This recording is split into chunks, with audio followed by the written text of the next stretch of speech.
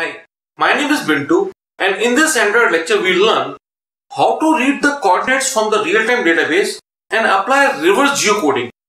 Recall that in the real-time database we have the latitude and longitude coordinates of the user.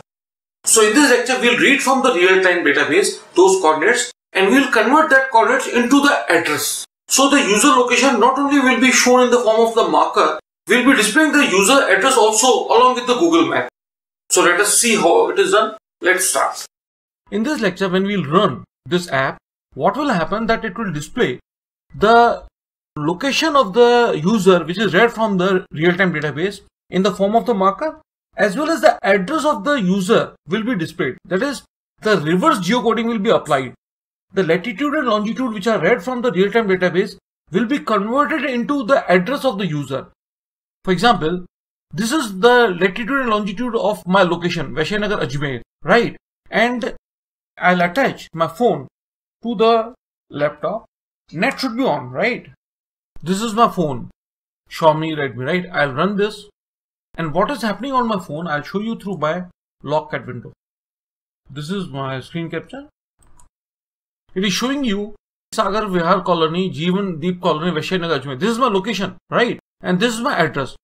So beside the marker on the Google map, you'll see the address also of the latitude and longitude which is in the real-time database of Firebase. Let us replace this latitude and longitude in the real-time database with the latitude and longitude of Taj Mahal Agra. This is 27.1751. Okay. So I'll change this 27.1571. And this is the 78.0421. This is the longitude of Taj Mahal Agra. So if I go to my in-app, I'll recapture it. It is showing you 302/2A, Karimnagar, Tajganj, Agra, Uttarakhand, Uttar Pradesh, and this is the pin code, right? And this is the location. This is the marker on the Taj Mahal. Okay. So beside the location via marker on the Google map, you'll get the address also. This is reverse geocoding. The reverse geocoding is the thing that converts the latitude and longitude coordinates into the address. And this is the code for doing so. I'll explain you each and every line. So watch the video up till the end. Let us start. So the first step is to launch Android Studio, and we'll open the same file, same project that we created in the last lecture. Recall, in the previous lecture, we were accessing the latitude and longitude from the real-time database and were displaying in the form of a marker on the Google map. In this lecture, we'll be requiring the address of the driver.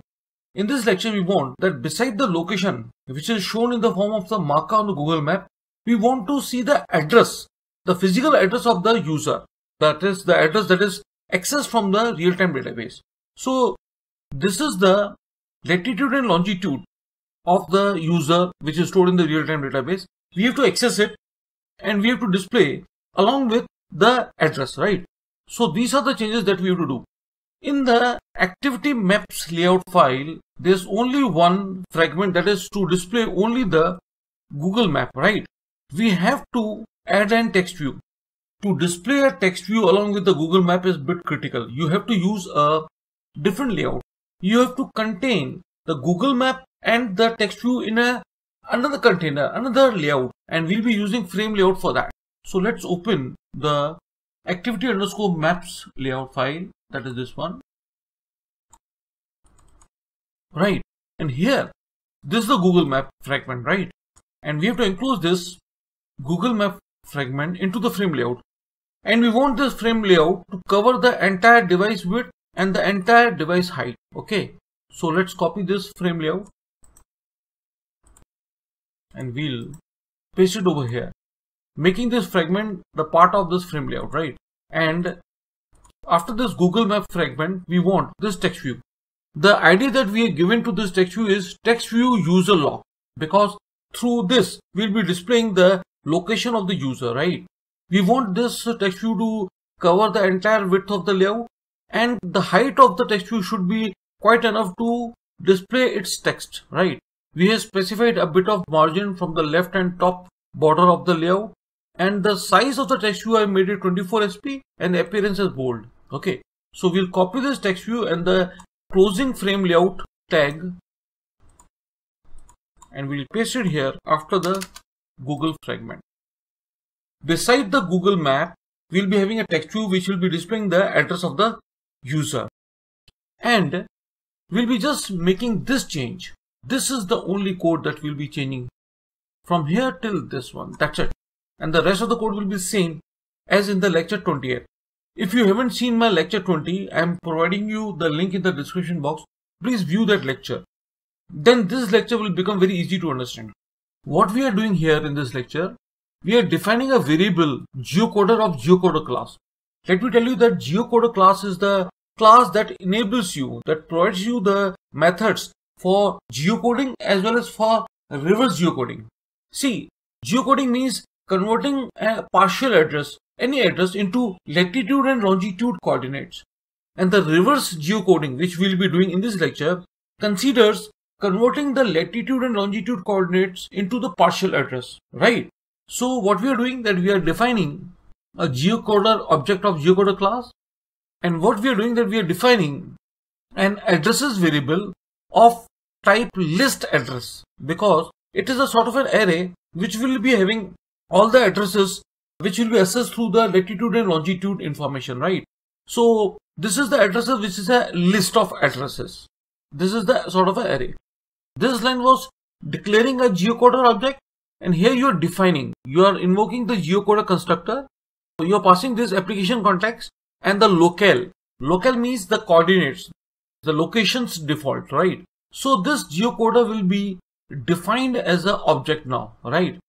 Which will be having the details of the locations, right? And this geocoder is defined as an object which is now capable to access the methods to apply the geocoding and reverse geocoding, right? Recall that driver lat and driver long are the variables which are having the latitude and longitude coordinates which are read from the real-time database of Firebase. So if both are not null, latitude and longitude, what you're doing, you are invoking the get from location method of geocoder class, and what it does, it assesses the locations from the latitude and longitude that are provided. This one defines that we want only the one result. See, when you specify the latitude and longitude coordinates of certain location, there might be several addresses, several results of that coordinates, right? You want only one result out of that, and that address and that result will be assigned to this addresses, which is the list of addresses, which is the array of addresses, right? So what you're doing, that out of that array you want the 0th index, that is the first location, and from that first location you are assessing the get address line 0. See, the address of a location can be comprises of several lines, several address lines, okay? So you are assessing the first line out of that address, and you are assigning to this address string, okay?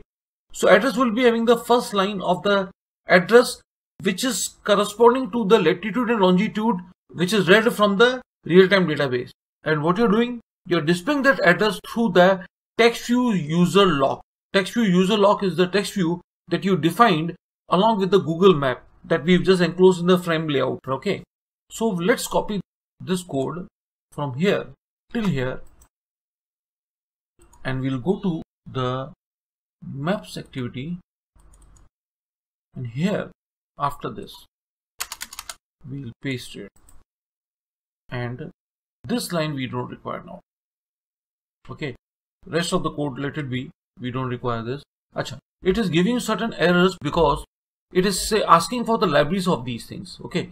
So you hover over those statements which is giving you an error, and you import the libraries. For example, it is asking to import this library for geocoder. Obviously it will be added at the top.